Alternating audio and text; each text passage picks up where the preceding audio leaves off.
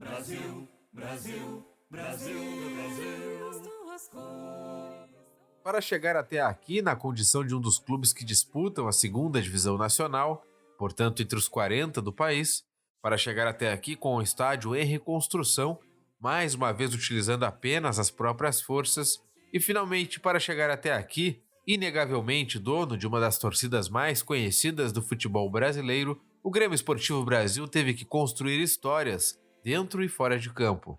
Com o nome gravado na história, como diz o hino, é preciso quase voltar no tempo para resgatar os ídolos por muitos esquecidos, as partidas que não deveriam ter acabado, ou ainda aqueles momentos que fizeram da torcida Chavante ser o que ela é hoje, com seus defeitos e qualidades. Por isso, o ChavaCast conversa com o pesquisador Izan Miller, torcedor rubro-negro que já dedicou mais de uma década de sua vida dentro de uma biblioteca pública em busca dessa informação, atrás de toda a história que o Grêmio Esportivo Brasil construiu. Além da pesquisa com o Chavante, o Izan Miller também já pesquisou e ainda pesquisa sobre o futebol de salão, o basquete, o voleibol, o bolão e o xadrez. Izan, muito obrigado por aceitar o nosso convite. E para darmos início a essa nossa charla, conta para nós aí como é que iniciou a tua paixão ainda em Canguçu pelo Grêmio Esportivo Brasil. Bom, começou no colégio. Como qualquer cidade do interior, Inter e Grêmio são... Todo mundo é 90, quase 100% ou é Inter ou é Grêmio, e fica um outro time. E eu comecei a escutar o Brasil no final da década de 70, quase nos anos 80, quando estava no colégio. E o Brasil, no colégio que eu estudava, era tratado como o time da chinelada, o time da negrada, e aquilo começou a me incomodar. E aí, na época, o Brasil tinha um jogador meio estranho, assim, com nome estranho, e aquilo me chamou a atenção.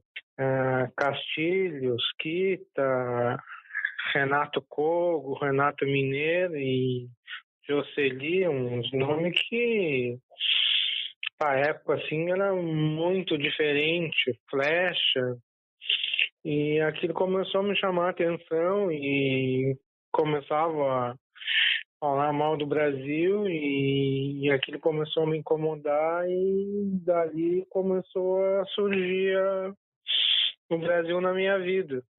Aí depois eu vim para Pelotas no início da década de 80 e dali então aquilo começou a se aflorar mais, a ser torcedor do Brasil. A minha família mesmo toda ela são Inter ou Grêmio e a outra parte torce por Pelotas, ou tem uma admiração mais por Pelotas, talvez o único seja Brasil, sou eu, e agora, depois de muito tempo, um primo meu que mora em Florianópolis gosta do Brasil. Sim. Daí que começou. E da onde surgiu a necessidade? Eu acho que talvez tenha sido uma necessidade, não sei, de pesquisar a história do Brasil. Como é que começou, teve essa ideia, essa vontade? Começou eu sempre escutei rádio e sempre domingo de manhã a primeira coisa que fazia era ligar o rádio, tinha que ser numa rádio que falasse de esporte. E eu acompanhei sempre muitos plantões esportivos, Antônio Augusto, Eric Sauer, Raul Morô. E aqui em Pelotas, Dinei Avelar, o Carrion.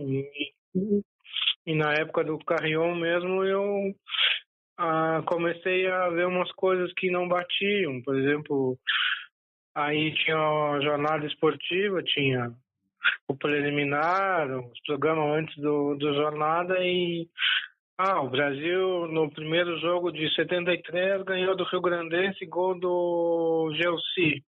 Eu anotava aquilo ali. Aí umas 2 semanas depois, o Brasil jogou o primeiro jogo, ganhou do Arroio Grande, gol do Bino. Mas tem uma coisa errada. Era Gelsi, agora virou Bino, aí 2, 3 semanas depois Brasil jogou com São Paulo, primeiro jogo 73 e ganhou com o gol do Luiz Fernando. Mas essa informação não bate. Cada dia é um cara diferente, cada dia é um time diferente. Eu já pesquisava do Brasil, anotava as coisas e aí em julho de 2013 eu comecei a pesquisar mesmo, porque eu nunca tinha entrado na biblioteca pública e desde lá eu comecei a pesquisar a fundo. Foram 10 anos sucessivamente, todos os dias, de segunda a sexta, no intervalo do meio-dia a 1h15, que era o meu intervalo de almoço, eu ia para a biblioteca. E lá começou a pesquisar o Brasil a sério mesmo. Então, pesquisei todos os jornais que tem na biblioteca.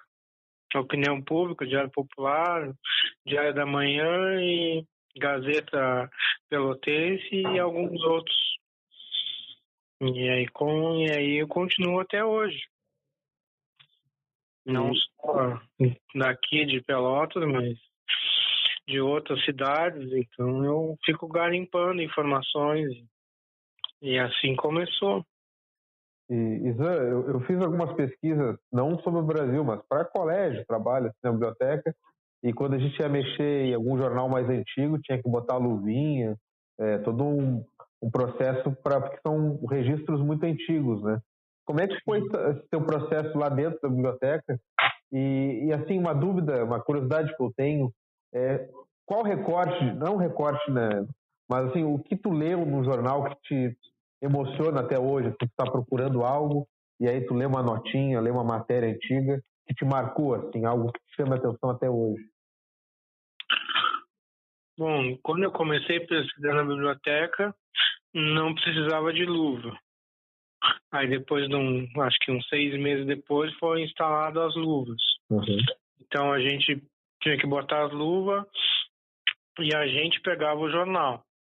Quem trabalhava na biblioteca lá no acervo de jornais era a dona Sônia, que trabalhou lá durante quase 40 anos. Então ela que sabia tudo do jornal, podia perguntar qualquer coisa, qualquer tipo de notícia, ela sabia te dizer em qual jornal estava, qual época de jornal, te dava até o mês se tu quisesse.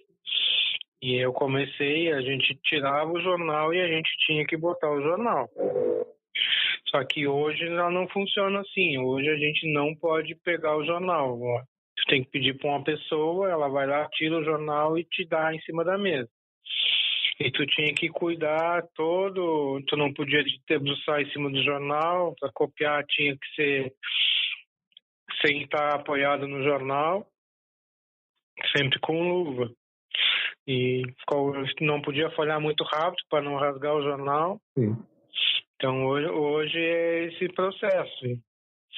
E daqui a um tempo esses jornais talvez não seja mais consulta, porque o acervo está sendo digitalizado. É uma coisa que demora, talvez daqui a uns 10 anos esse acervo digital esteja pronto. Mas agora, com essa função da pandemia, deve ter parado.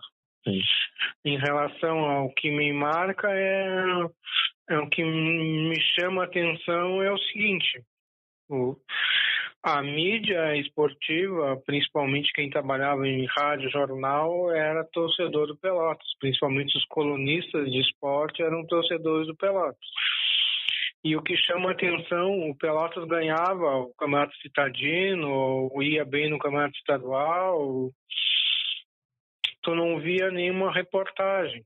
Agora, quando o Brasil ganhava um título citadino ou ganhava os campeonatos de futebol de salão, no outro dia ou 2, 3 dias depois tinha reportagem de página inteira falando de toda a campanha, a foto dos jogadores com toda a biografia, o nome do jogador, o apelido, quantos jogos ele tinha feito, quantos gols ele tinha feito. Todo o retrospecto das partidas, jogo a jogo, data, com público, placar, quem você fez os gols. E o Pelotas nunca apareceu isso. Só fui ver uma coisa parecida do Pelotas quando o Pelotas subiu em 83 da segunda para a primeira divisão. Aí teve uma reportagem mais ou menos parecida. Isso é o que me chama muito a atenção. E tu tem uma teoria, assim, um porquê disso?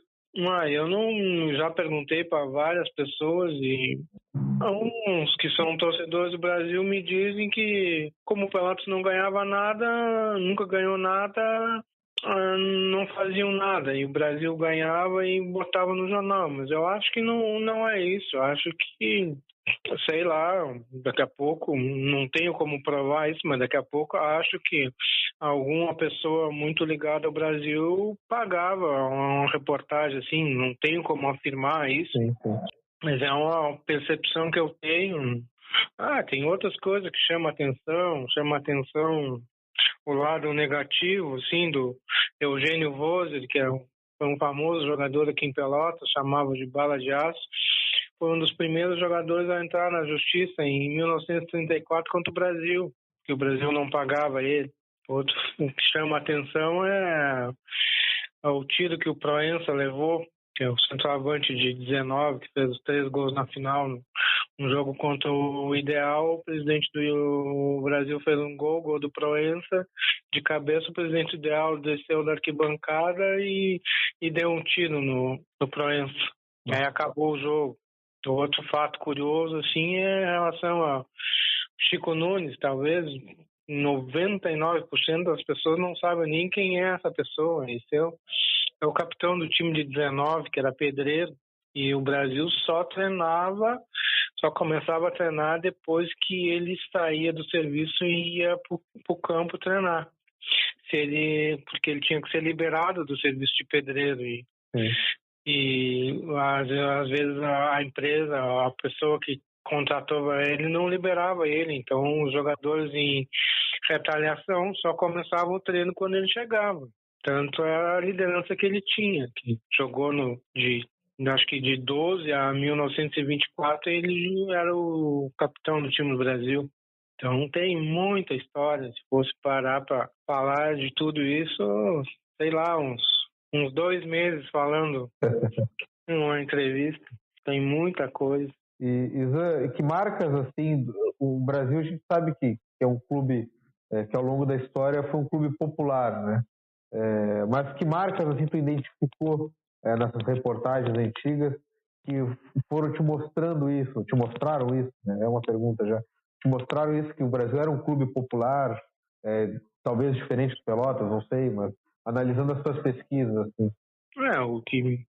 O Brasil, vamos dizer assim, é um clube muito sofrido. Então tem o lado do apelo popular, de ser do povão, de ser o time daqueles que foram discriminados, que eram chamados de negrinhos da estação. Depois, hoje é do canal do Pepino, e todos esses artifícios pejorativos que o Brasil tem, o time da baderna. Então isso chama muito atenção. E a venda do estádio depois da viagem ao primeiro torneio brasileiro, que teve em 1920 no Rio, que o Simões Lopes era o presidente do Brasil, e por causa das dívidas contraídas teve que vender o estádio, que depois o bancário comprou, que antes chamava de estádio da estação. E aí depois, quando o bancário comprou, depois virou Presidente Vargas. Antes era chamado de Augusto Simões Lopes, o nome do estádio. Então essa é uma das marcas do Brasil. Isso é de vir muito sofrido, dessa coisa de muito ser de um apelo popular. Claro que o Pelotas tem não tem o seu apelo popular, mas o Pelotas já até o próprio apelido Pelotas já é diferente, é o milionário. Então recorrendo ao status da classe social da cidade. Então essas são umas coisas que chamam a atenção. E você falou da venda do estádio, assim, pelo que eu li pouco, né, comparado a ti, né, mas era uma estrutura boa nessa época, né, onde o bancário comprou o estádio, pelo menos para a época, assim, era diferente. Depois da venda, como é que o Brasil se virou, assim, para jogar? Onde jogou? o estádio do bancário, vamos dizer, o estádio do Brasil, que depois virou bancário, medindo as proporções, em infraestrutura, seria o melhor estádio, o maior estádio da cidade. Depois o Pelotas aumentou a sua estrutura lá, mas era o melhor estádio, tanto que os jogos, os campeonatos citadinos eram, como é que eu vou te explicar? Por exemplo, jogava Brasil e Pelotas, jogava no bancário, então era sempre um turno neutro que eles chamavam. Aí Farroupilha e Brasil jogavam na Boca do Lobo. O Brapel se jogava no campo do Farroupilha ou no campo do bancário, então os jogos sempre eram invertidos. Sim. Normalmente o time mandante não era o time que estava jogando. E o Brasil, depois que vendeu o campo do bancário, foi jogar na Nossa Senhora Aparecida, que é para localizar assim umas 4, 5 quadras para dentro do estádio do bancário, ali no Simões Lopes. Uhum. E aí de 23 até 43 o Brasil jogou ali. Era um estádio menor. Aí quando tinha um jogo mais importante, os jogos todos eram no campo do bancário. Outra dúvida que eu tenho em relação a esse período mais antigo do Brasil foi o processo da compra ali do terreno onde é o estádio Bento Freitas e a construção. Como é que se deu essa construção? Foi com recursos próprios, sei lá, dos dirigentes da época? Tu tem essa informação? Não, o que aconteceu? Quem encampou toda essa função da construção do estádio foi o Bento Freitas, que o Bento Freitas não é do Brasil. Ele começou no Guarani de Pelotas, o Grêmio Esportivo Guarani, depois ele teve um tempo no Ideal, para depois ele ir para o Brasil. E foi ele que teve a ideia de construir o estádio. Uhum. E tudo que foi arrecadado foi tudo no apelo popular. Claro que alguns dirigentes devem ter botado dinheiro, mas 80%, 70% foi de campanha de tijolo, campanha de cimento, campanha de pedra, de areia, tudo de doações e que a torcida do Brasil começou a arrecadar. Então, mais ou menos a mesma função que esteve o estádio da Ponte Preta com o Moisés Zuccarelli lá foi feito aqui. Só que o Moisés Zuccarelli veio um pouquinho antes do Brasil e mais ou menos foi no mesmo sentido. A torcida encampou a ideia do Bento Freitas e foram fazendo o estádio. Aí, em maio de 43 que o estádio foi inaugurado. Uhum. Está de pé até hoje, tem muito puxadinho, muita coisa, mas parece que aquilo não cai nunca, porque balança, mas não cai de jeito nenhum.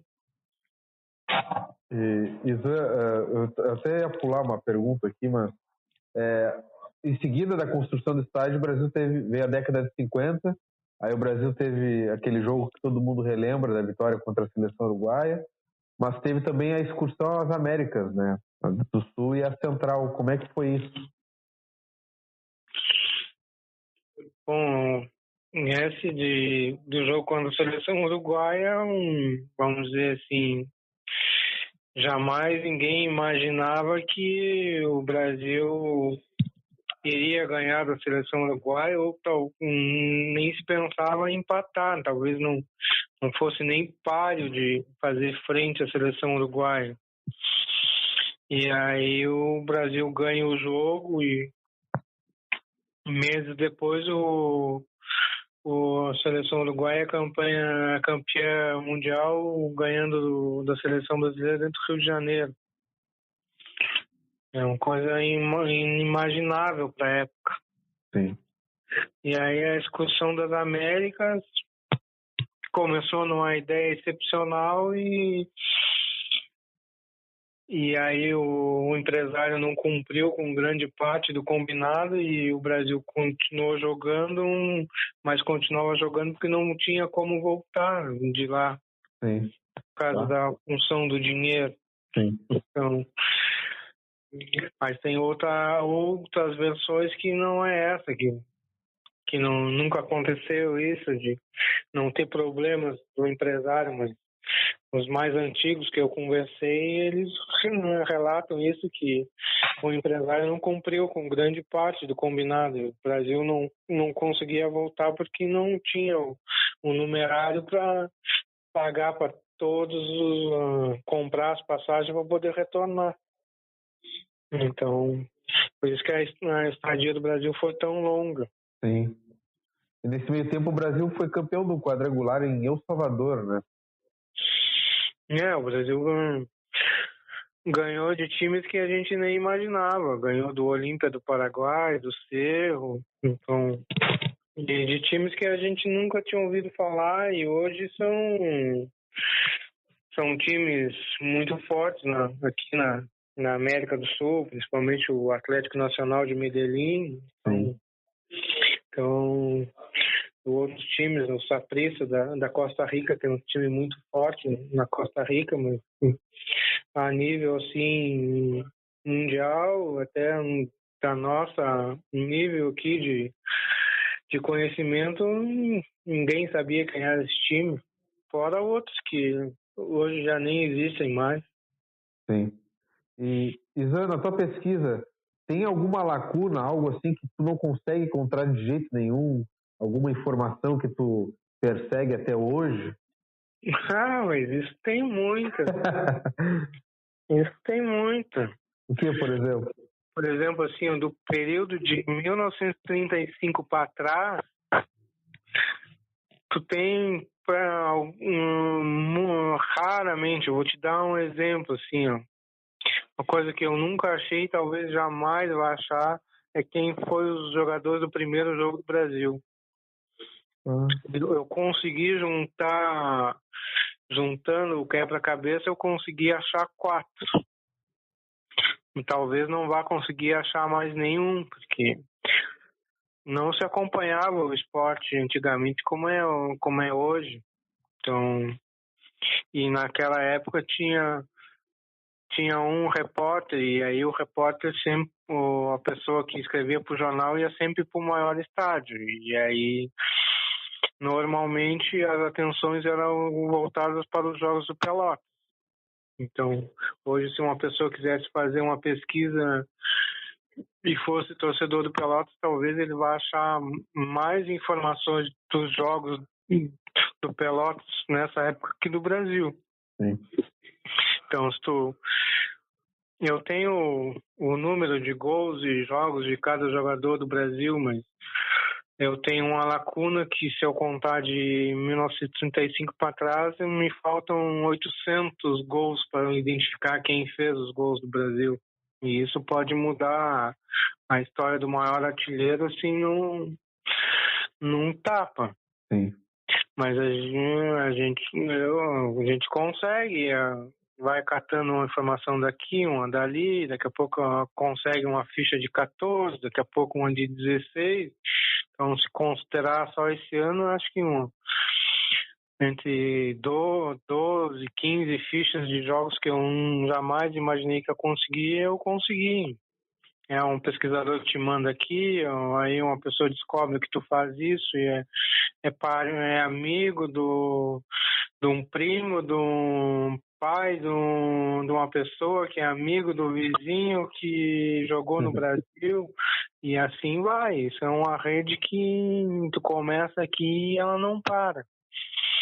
Então, tem muita gente fora. Aqui em Pelotas mesmo ninguém dá bola para isso, talvez não dê muito, mas tem muita gente aqui no interior que faz um trabalho tão bom ou muito melhor do que eu faço aqui, porque tem muito recurso e, por exemplo, quem pesquisa sobre Inter e Grêmio tem um vasto arsenal de jornais para pesquisar e tem acesso que a gente não tem aqui. Sim. Então, os clubes lá têm alguma documentação, mas os nossos aqui já não tem. Então, talvez o meu maior título seria se eu conseguisse descobrir o time que jogou o primeiro jogo, em 1911. Tinha gente que dizia que tinha essa escalação, mas nunca me apresentou. E aí começavam a me dizer os jogadores e eu dizia que não, que esse time não era de 1911, esse time era de 1912 ou 1913, mas de 1911 esse time não era. Então, daquele time que jogou em 1911, eu te cito 4, que eu sei que é o Dario Feijó, que era o goleiro, foi o primeiro presidente do Brasil.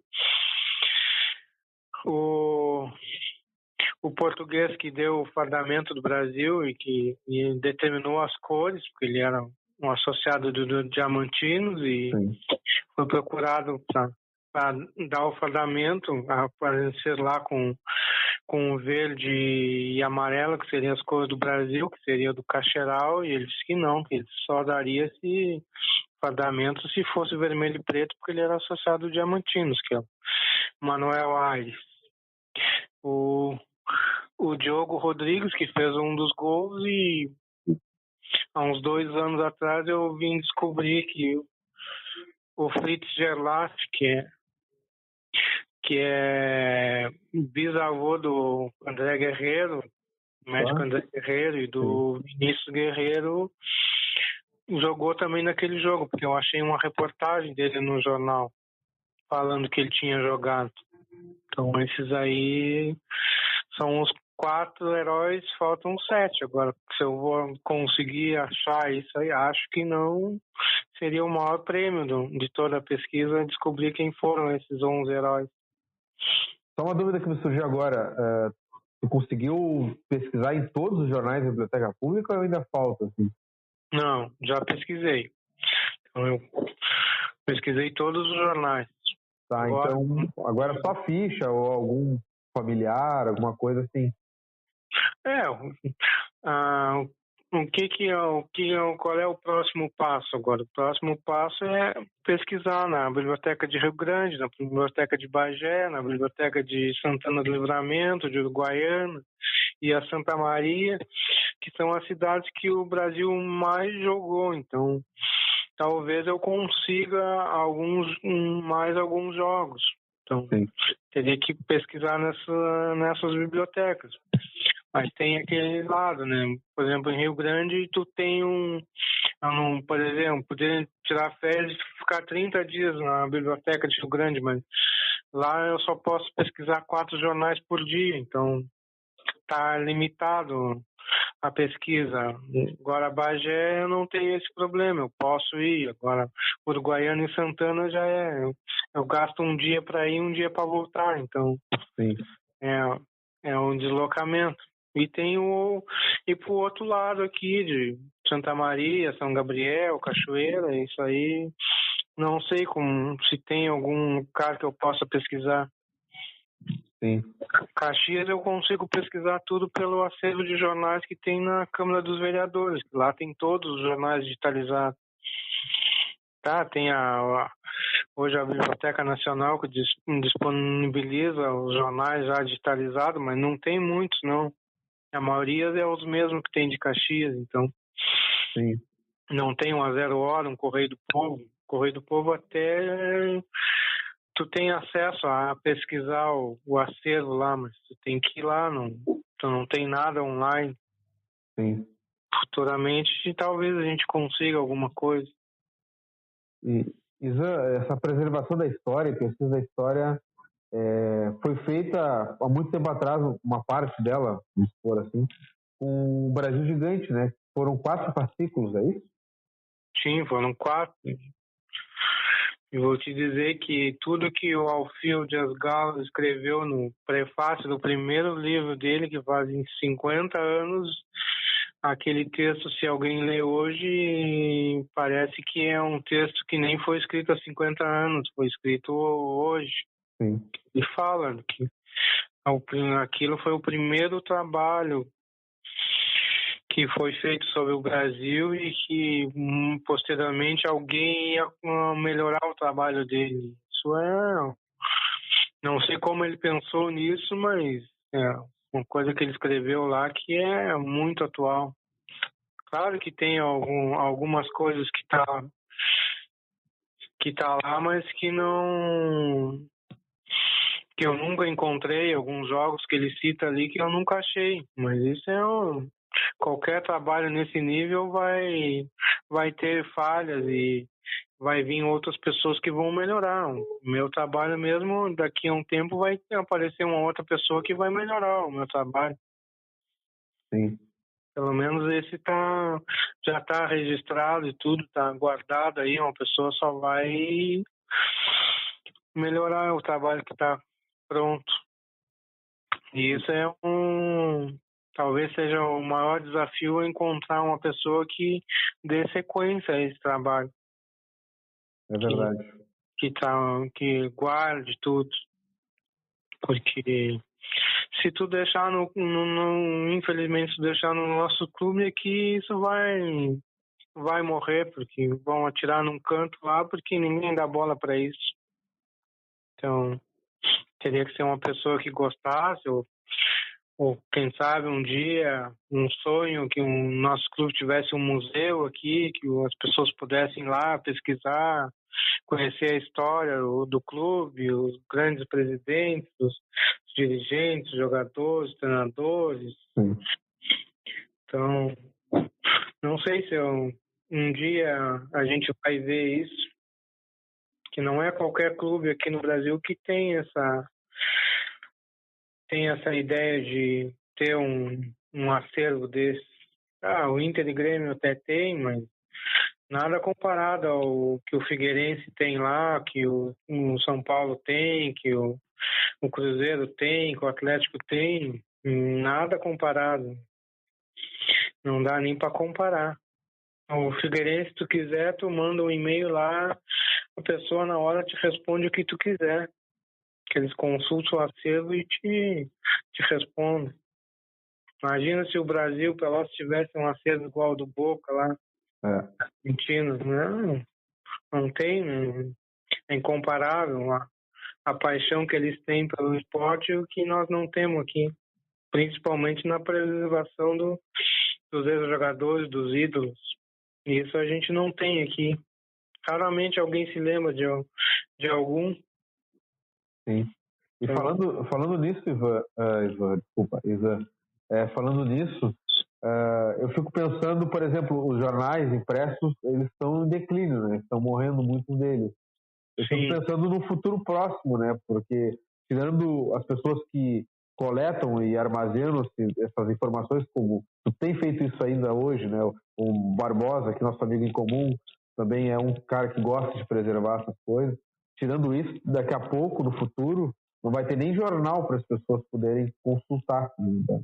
No período que já passou. Então, é um trabalho que precisa ser feito hoje, né? Do resgate e da constante atualização desses dados. Né? A salvação seria que os acervos digitais estivessem disponibilizados para todo mundo, mas não sei. Isso depende do recurso e não é uma coisa muito barata. Só um investimento da biblioteca pública num scanner para poder escanear o jornal, que hoje os jornais são pequenos, né? Mas naquela época o jornal era o tamanho imagina uma porta, assim, a metade de uma porta, um jornal. E é pesado, então só um investimento num scanner para escanear um jornal desse foi R$50 mil. Não é todo mundo que tem esse recurso aí. Isso foi conseguido através de outras empresas que doaram. Então, não é todo mundo que tem isso. E tem jornais que a gente não pode mais pesquisar porque ele está se deteriorando e ele já está fechado e ninguém mais tem acesso, principalmente na década de 10. Então, esses jornais aí estão condenados. E o papel está condenado, né? E outro que tinha um acervo muito bom e está se fechando, o Jornal Agora de Rio Grande fechou as portas. Não sei o que vai ser o que vai ser feito daquele acervo dos jornais, se a Biblioteca de Rio Grande vai tomar conta. Até hoje a Biblioteca de Pelotas tem um acervo porque o Diário Popular não queria se desfazer do acervo que eles tinham lá, queriam doar tudo, ou até mesmo botar fora, e a dona Sônia, que trabalhava na biblioteca, que foi lá e catou os jornais e disse que ela queria para a biblioteca, e por isso que os jornais estão conservados até hoje. Sim. Senão, não teria esse acervo. Ainda nós somos uns felizados de poder pesquisar em todo esse acervo na biblioteca. E falando sobre a história, né, Isa, tu falou aí de que a gente não valoriza e não pesquisa e as pessoas não conhecem seus ídolos, né? Na tua opinião, quais foram os principais dirigentes ao longo da história do Brasil, assim, pela tua pesquisa, pelos relatos, pelas reportagens, tu identificou que fizeram grandes feitos assim para o clube? Tem muita gente, né? Talvez seja injusto de nominar, mas tem o Simões Lopes, talvez foi o primeiro, Dario Feijó, que foi o primeiro presidente, aí passa pelo Bento Freitas, aí o Jaime Carvalho, que recebe o nome do pavilhão lá, que é o patrono, o Russomano, o Zabaleta, o Carapeto. Aí depois vem a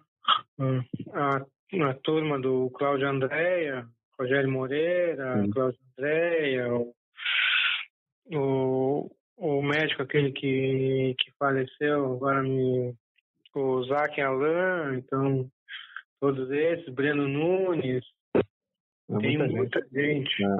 E aí tem esses os mais novos, o Azocar, tem o Montanelli, que eu tenho assim, ele é um apaixonado pelo Brasil, mas muitas vezes foi irresponsável assim, de contratar muita gente, mas não dá para dizer que ele não foi um grande dirigente, ele foi. Ele era medindo as proporções, é o Nico Miranda, aqui, ele defendia o Brasil em unhas e dentes, no que ele acreditava que o Brasil tinha que jogar, ele respeitava todo mundo e ele jogava, e qualquer coisa que acontecia contra o Brasil, ele virava bicho. Então ele tem o seu mérito se hoje o Brasil é conhecido em jogar em campeonatos nacionais, ele talvez seja o ícone maior de ter sido a pessoa que peitou tudo, foi contra muitos, contra seu tempo mesmo, e desde 90 o Brasil vem jogando o campeonato nacional com muita dificuldade, sem dinheiro, não pagando os jogadores, não pagando treinador, tendo renda retida, mas talvez hoje o Brasil encolha os frutos da loucura do Montanelli. A loucura no bom sentido. Sim. Então, por um lado, eu acho que ele foi irresponsável, mas por outro, a gente tem que dar total mérito que ele pensou lá e pensou que o Brasil tinha que ser grande, mas talvez não tenha imaginado que pudesse crescer tanto. Então, é muita gente, né? E na tua opinião, assim, em relação a times, né? Qual time tu acha que foi o grande momento do Brasil, assim, esportivamente falando? Eu te diria assim que o Brasil teve uma época de ouro, que seria do período de 1941 a 1955. Vamos separar essa época de ouro em dois momentos, né? De 41 a 48 e depois de 48 a 55. Nesse período de 15 anos, o Brasil ganhou 10 campeonatos citadinos. Já é um feito. Agora, se tu comparar de 48 a 55, o Brasil só não ganhou em dois. Já é uma enormidade. E foi na época que o Brasil teve os 13 vice-estaduais. Então, eu considero que de 48 a 55 foi o ápice do Brasil em termos de futebol. Claro que todo mundo fala da década de 60 com Caçapava e Birinha, mas Eles não são grandes jogadores, inegáveis, mas eles não conseguiram atingir o desempenho esportivo que o time da década de 50 conseguiu. Então, para mim, o melhor time foi o que abrange de 52 a 55. Não tem. Para mim, foi o melhor time que o Brasil fez até hoje e não vai ser comparado com nenhum outro. Sim. Números comprovam isso por si só. Só daquele time ali, não. O goleiro do Brasil era o Sully, com 16 anos era o titular daquele time. Aí, a maioria é tudo jogador formado em casa, Joaquinzinho, Oswaldo Barbosa, Tibirica, Tavares. Mortada não dá para dizer assim que foi formado no Brasil, mas passou a maior parte da carreira dele no Brasil. Caizé, Seara, tudo foi formado do Brasil ou veio muito novo para o Brasil. Sim. Então, tem muitos grandes jogadores que passaram naquele tempo no Brasil. E falando dos citadinos, eles tinham um peso enorme na época, né? Isso era... O Pelotas acho que nunca ganhou 3 vezes consecutivas, né? Nem o Brasil Não, fez. ganhou sim. Ganhou? Ah, pô. Quebrou minha alegria. Ganhou. O Pelotas foi campeão em 56, 57, 58. Ah, mais recente. Aí depois ele teve um outro tricampeonato na década de 60. Mas o Brasil é o único tetra, 2 vezes. Ah, correto. Então, o Brasil... 51, 52, 53, 54, 55 foi o primeiro e depois, na década de 60, foi o segundo. Farroupilha também teve o tricampeonato em 66, 67, 68. Mas o único tetra eu posso ter confundido. Né? Nenhum conseguiu alcançar, fazer um penta aí, por tamanha rivalidade que era aí. Sim. E hoje, comparando assim, o Citadino seria o nosso campeonato nacional aqui, né? Tem tinha e tem uma representatividade muito grande. Então, o campeão citadino se candidatava a jogar as eliminatórias do estadual. Então, é que nem hoje. Só foi mudar isso de ter primeira divisão, ser um outro sistema, tudo regionalizado. O campeão de Pelotas jogava com o campeão de Rio Grande, para depois jogar com o campeão de Uruguaiana e Bagé, para depois ir mais para frente, as decisões eram tudo em Porto Alegre. Até 48, as finais sempre foram em Porto Alegre. Uhum. Nunca foram no interior. Teve só um quadrangular semifinal que foi aqui em Pelotas em 1922. Mas as finais sempre foram em Porto Alegre. Por isso que eles têm muito mais título que qualquer outro. Claro que eles têm muito mais estrutura, têm muito mais dinheiro, têm muito mais apelo. Sim. Mas esse é um fato que pode eles terem muito mais que os outros. E isso foi mudar, deixar de ser regionalizado ali pela década de 60, mais ou menos? Tu lembra disso ou não? Foi mudado em 1961. Foi o primeiro campeonato da divisão especial, que era chamada na época. Que foram 12 times. Eram os 6 times do Campeonato Metropolitano de Porto Alegre, o campeão e vice do Campeonato de Pelotas, mais deixa eu ver se eu me lembro. Os 6 de Porto Alegre, mais um dos de Caxias, os 2, o campeão e vice de Pelotas e o de Bagé. O Brasil não entrou, que foi o terceiro colocado no campeonato de 60. Foi Farroupilha e Pelotas. Até foi oferecido pelo Brasil, pelo presidente da federação, para entrar, mas o presidente da época não aceitou, porque ele disse que não ia entrar pela porta dos fundos. Sim. Então o Brasil jogou em 61 a segunda divisão e aí ganhou a segunda divisão e aí teve que disputar o torneio da morte para depois, em 62, ir para o campeonato da divisão especial.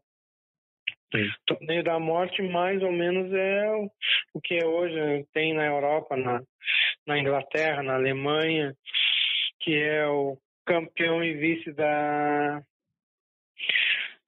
segunda divisão jogar com os dois últimos do campeonato. E o primeiro foi um quadrangular, depois os outros anos eram um mata-mata, era só o último colocado com o campeão da segunda divisão. Quem ganhasse, se o último colocado ganhasse os 2 jogos, se mantinha. E ao contrário, se o campeão da segunda divisão ganhasse os 2 jogos, subia para a primeira. Sim. Então, foi assim que começou, acabou com a regionalização. E aí, dali em diante, o interior ganhou 3 vezes só, né? De 61 para cá, que foi a dupla de Caxias e Novo Hamburgo. É. E o Brasil foi o primeiro... Não sei se estou equivocado, tá? Mas essa final que o Brasil fez em 2018 foi a primeira final da Zona Sul, de um time da Zona Sul, desde essa época aí, desde 61.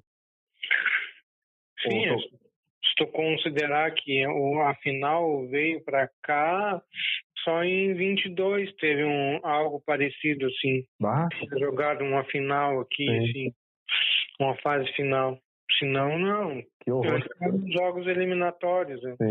Quadrangulares. Em 50 teve aqui contra o Inter, contra o Renner. O Inter teve 2 vezes, contra o Renner uma, mas era um quadrangular de ida e volta, não era uma final, um jogo em casa e um jogo fora. Então muita... inimaginável que a gente pudesse ver uma coisa dessas. A gente tem só na mente aquela decisão de 83 aqui dos 2 jogos extras com o Grêmio para apontar o vice-campeão que dava direito ao campeonato nacional. Sim. E Zan, falando ainda no time de 50, o Brasil foi vice-campeão 3 vezes, né? E teve o jogo contra o Renner, que foi campeão e uns anos depois fechou as portas, né? E esse jogo aí, o que tu pode contar? O Barbosa pediu para falar sobre esse jogo. O que tu pode contar sobre essa final contra o Renner?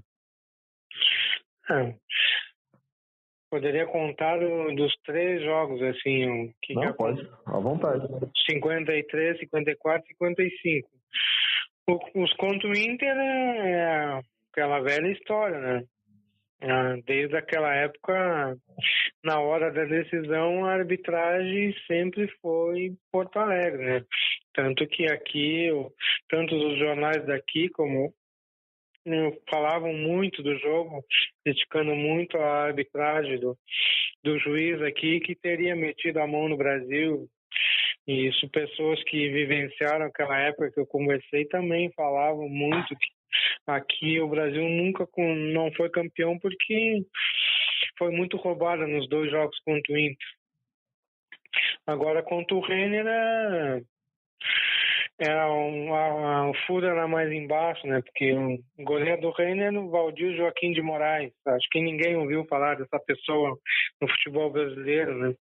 O camisa 10 do Renner era um treinador muito ruim chamado Enio Vargas de Andrade. Então, só para te ver com quem o Brasil estava jogando, né? Então, o Renner ela jogava de igual para igual com o Inter e Grêmio. Então, esses jogadores aí fizeram muito nome. Então, não tem... O Renner era um time de exceção. Claro que Inter e Grêmio, principalmente o Inter, do rolo compressor, era uma máquina que talvez a gente não vá ver aqui no Rio Grande do Sul. Tu contar as épocas do rolo compressor, em cada posição tu tinha um craque que brilhou no futebol brasileiro. Sim. O Barbosa me passou alguns nomes aqui, Isa, sobre jogadores, né, que serviram o Brasil e depois foram para a seleção brasileira, né? Aí tem o Alvariza, que foi o primeiro do Rio Grande do Sul, né? Eu li uma vez que ele pode ter sido o primeiro fora do eixo Rio-São Paulo. Eu não sei se a gente tem como confirmar isso, a convocação do Alvariza. Ele tem o Benedito também, que ele disse que só jogou na base, o Aloísio, o Juvenal, o Renatinho e o Ávila. São esses os jogadores que ele me passou aqui. Esses aí. O Benedito mesmo saiu aqui dos filhotes, que não se chamava categoria de base. Os filhotes do Brasil, ele saiu com 14 anos daqui pro Botafogo. Então, ele foi pro Botafogo, brilhou no Botafogo, jogou na Itália, na Lazio, no Torino, e depois veio pro Brasil, muito novo, ainda veio a falecer. Não me recordo se ele tinha 36 ou 37 anos. Ele morreu muito novo, ele adquiriu uma doença e veio a falecer. Mas o Alvariza foi o primeiro, e talvez foi o precursor de abrir muitas portas para muitos jogadores do interior, tanto que depois ele foi jogar no famoso Sírio de São Paulo. Então, o Sírio do Sírio Libanês, do Hospital, que era um clube muito forte, principalmente no futebol, e depois, muitos anos depois, com basquete, vôlei, foi muito famoso. O Alvariza abriu portas, o Benedito abriu mais ainda, depois o Ávila, quando já estava no Botafogo, que o Ávila praticamente nunca foi aproveitado aqui no Brasil. O Brasil dispensou ele e o Inter pegou ele e ele ficou famoso jogando pelo rolo compressor. Depois o Renatinho na seleção de novos, o Aloísio na medalha de prata de 84, mas aí ele já estava no Inter, mas surgiu aqui, né? Então tem muitos desses jogadores aí que a Ávila e o Benedito talvez nunca, 99% das pessoas jamais tenham ouvido falar nesses que saíram aqui do Brasil. E falando em artilheiro, né, Isa, o Brasil pode citar os 3 maiores artilheiros aí da história do Brasil? Posso. Primeiro é o Darcy Lopes da Cunha, o mortal do Canhão da Baixada. Sim. A família diz que ele tem 234 gols. Nos meus registros, eu já achei 204.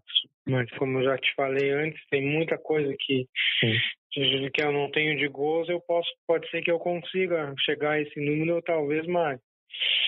Depois é o Teotônio Ferreira Soares, grande centroavante do Brasil da década de 20, 30 e início de 40. E depois é o João Borges. Aí vai dizer, e o Milar? O Milar eu sou quase execrado, porque eu digo que o Milar tem 3 gols a menos do que todo mundo diz aí. Quando eu disse isso na época, quase fui linchado aqui, porque eu fui contra todos e vou até hoje, porque eu posso provar isso que eu digo, que pelas fitas de vídeo que citei. Porque o que acontece num jornal tá que no Jornal Diário Popular, num jogo contra o Rio Grandense aqui que o Brasil ganhou de 6-0 na segunda divisão de 2004, foi colocado no jornal um gol do Milar, mas se tu pegar a fita de vídeo daquele jogo, o gol não foi do Milar, foi do Silvano. E aí depois aquela mentira que a gente conta várias vezes, aquilo virou uma verdade e isso virou, e hoje se vier à tona e eu falar isso, eu sou capaz de ser linchado de novo, mas o que eu posso fazer?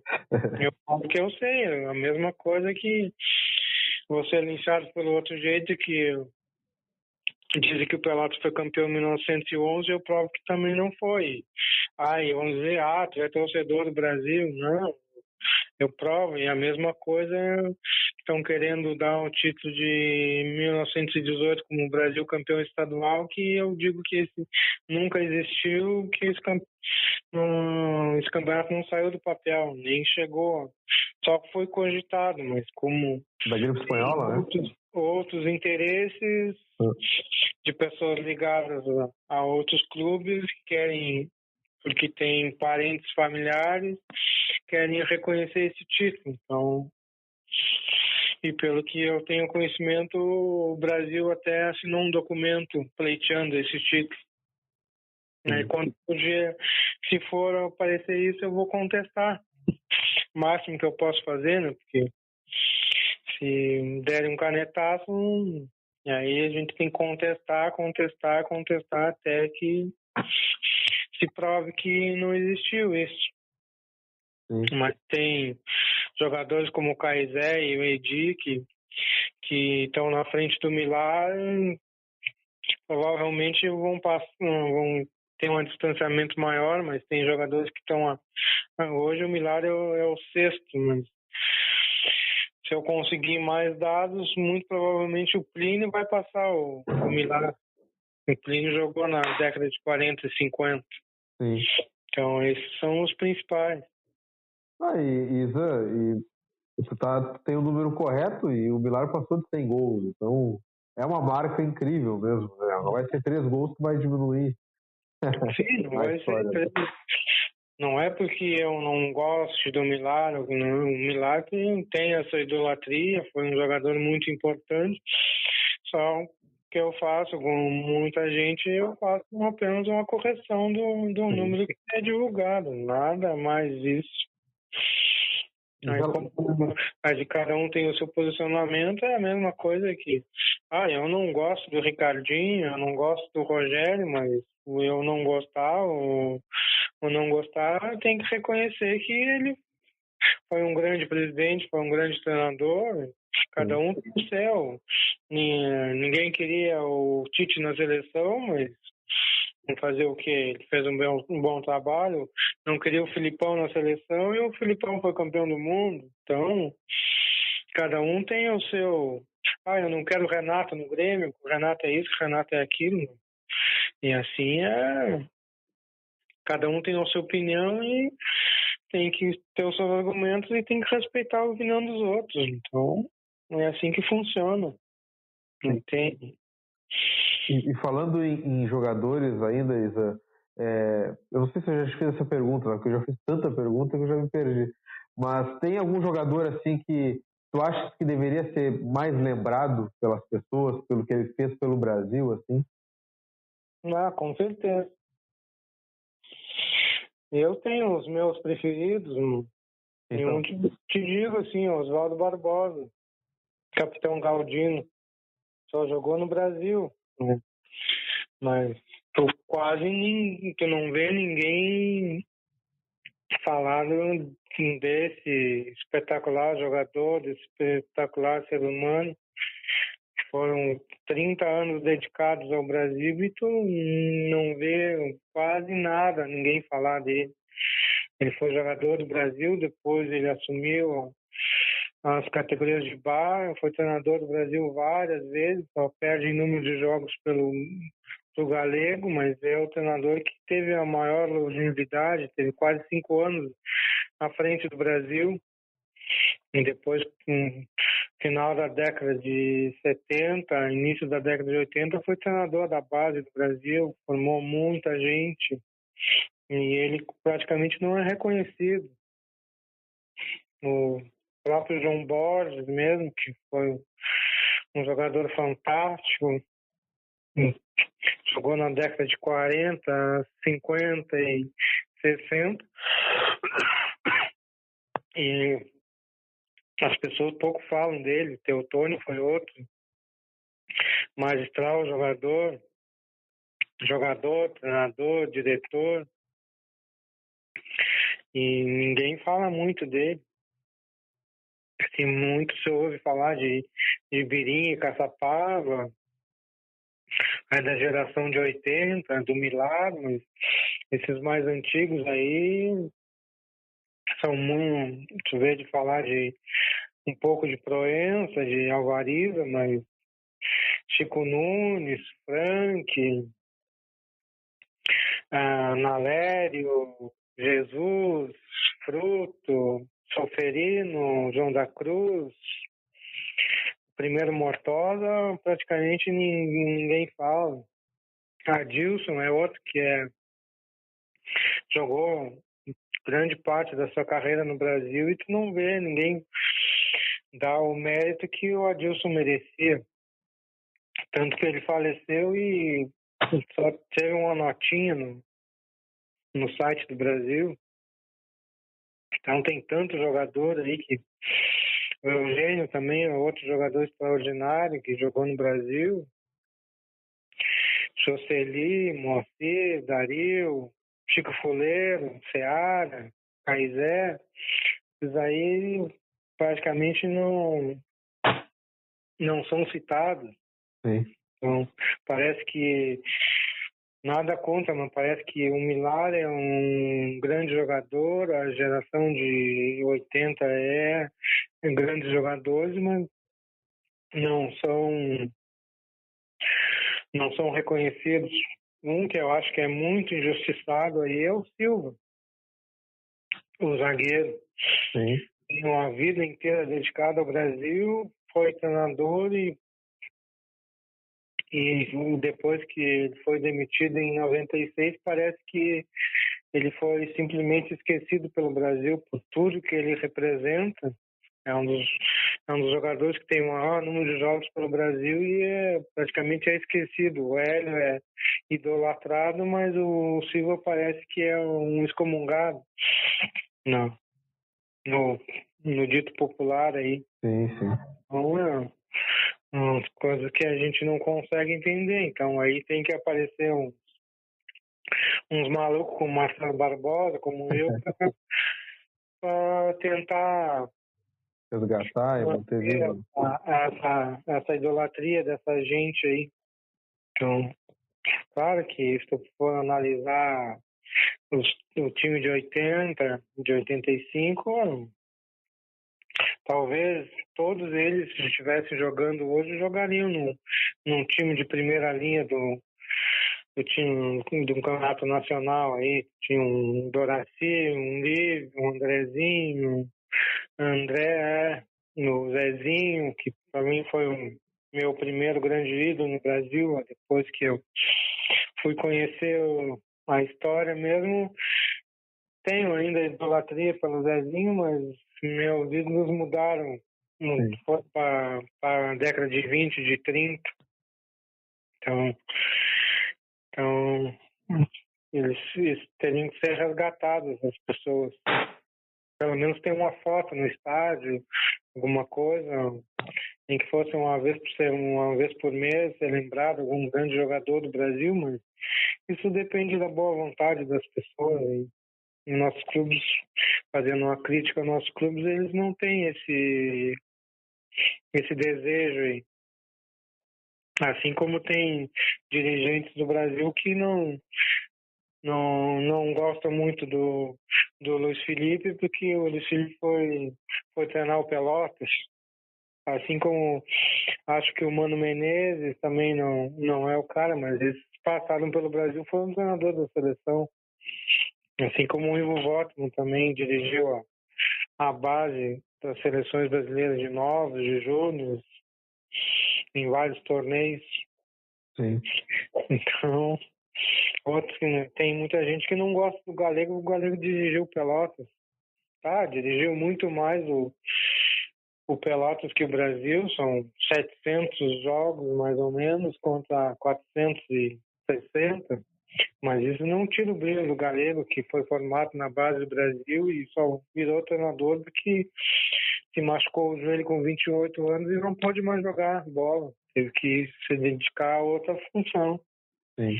Aí foi ser árbitro, foi treinador de futebol e é um ídolo de vários clubes. Brasil, Pelotas, Bagé. Então, tem essa idolatria. E, Izan, para fechar nossa conversa, que está muito boa, mas acho que já faz mais de uma hora que a gente está conversando aqui, vendo hoje o Brasil no patamar que está, né, jogando uma competição, uma Série B, que já se destaca da maioria dos clubes, está, né, entre os 40, projetando esse cenário e vamos projetar que o Brasil continue crescendo, se mantendo nessas divisões, mas crescendo também em estrutura, enfim. Tu tens expectativa de que o Brasil com o tempo vai buscar resgatar toda essa história que tem trabalhado, que o Barbosa também tem trabalhado para, enfim, dar o merecido valor para as pessoas e para esses momentos de décadas passadas? Na tua opinião, se tu acha que isso vai mudar ainda?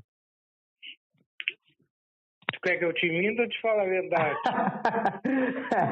Pode falar a verdade. Eu acho que não. Não é interesse. A não ser que apareça um outro dirigente com outra mentalidade, mas não é o que se vê aí nas rodas. Vou te dar um exemplo bem básico que a gente vivencia hoje, que eu acho o maior absurdo.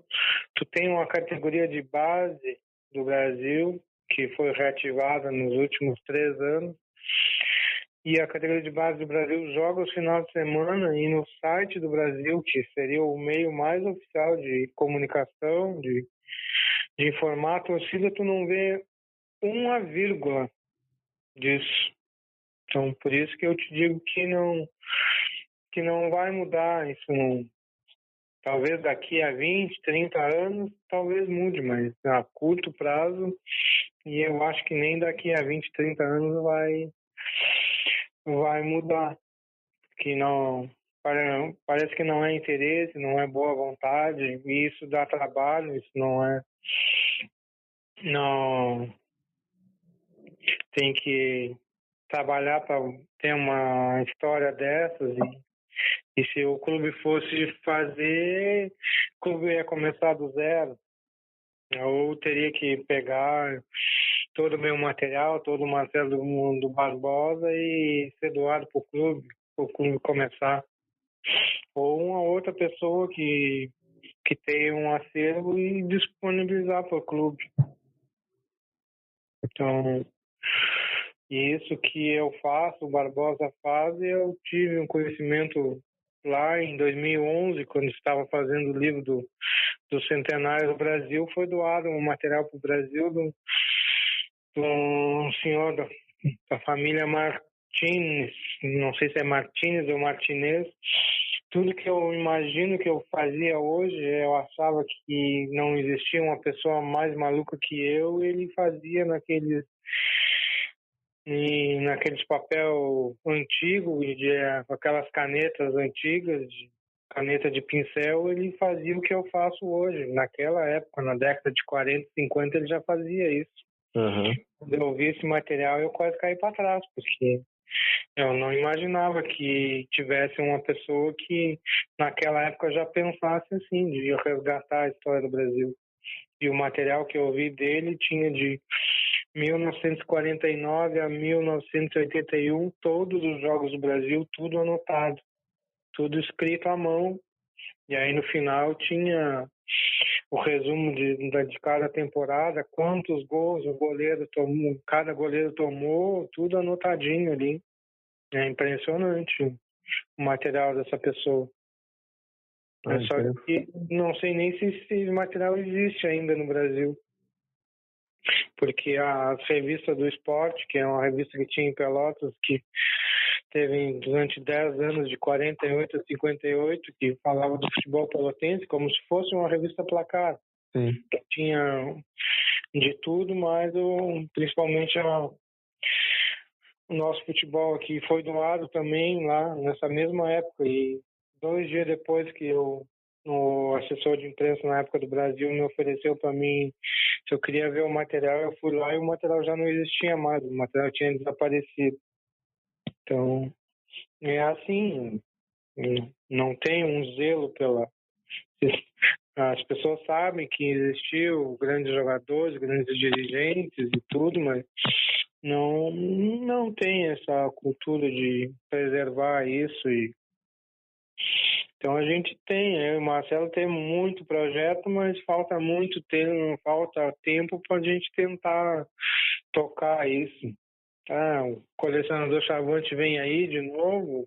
Tô sabendo. Marcelo, mas que é direcionada a uma área, que é as fotos, os vídeos, as imagens. Eu tenho uma ideia de, talvez, junto com ele, ou independente, fazer uma outra de resgatar jogos e jogadores. Sim. Mas não sei ainda, não está claro na ideia como eu vou fazer isso. Mas a gente vai seguindo essa luta aí. Teve um Brapel que o Ceará estava fora do jogo porque tinha arrancado 2 dentes. Aí o Ceará estava em casa com a mulher escutando o jogo pelo rádio, 1-0 pro Pelotas. Ele já embraveceu. Isso é contada pelo filho dele. Aí 2-0 pro Pelotas. Ele ficou mais bravo ainda. 3-0, terminou o primeiro tempo. Ele disse à mulher: eu vou ali na venda comprar um cigarro. O que ele fez? Ele não foi para a venda, foi direto pro estádio. Entrou no estádio, invadiu o vestiário, pediu para se fardar. Aí não queria deixar ele se fardar porque ele tinha arrancado os dentes. Não, eu vou jogar. Me dá o meu fardamento aí. Ele entrou no segundo tempo. Aí o Brasil fez um gol. Gol de quem? Ceará. Aí a mulher dele estava escutando o jogo. Aí escutou o gol do Ceará. Não pode ser. Ele não foi fazer isso. Daqui a pouco, 3-2. Gol de quem? Ceará. Aí mais um pouco, 3-3. Gol de quem? Mortosa. Aí 4-3. Gol de quem? Ceará. Aí ele fez o terceiro gol dele, o gol da virada, simplesmente saiu do campo, se desfadou e foi para casa. Essa é uma história que tem, né? Imagina se um jogador hoje vai fazer uma coisa dessa. Imagina, naquela época, arrancar um dente, não tinha nem como tirar curativo, coisa, a hemorragia era mortal naquela época, ainda mais com o peso da bola, que era. E ele foi, não queria nem saber. Isso é amor à camiseta e tudo, que hoje praticamente não existe mais, são pouquíssimos jogadores que têm esse pensamento. Então, tem muitas histórias do Brasil aí. Então tá, Isan. Obrigado, viu? Boa noite aí. Toma água aí. Gastou a lábia. Valeu, Isan. Obrigado. Boa noite. Tchau.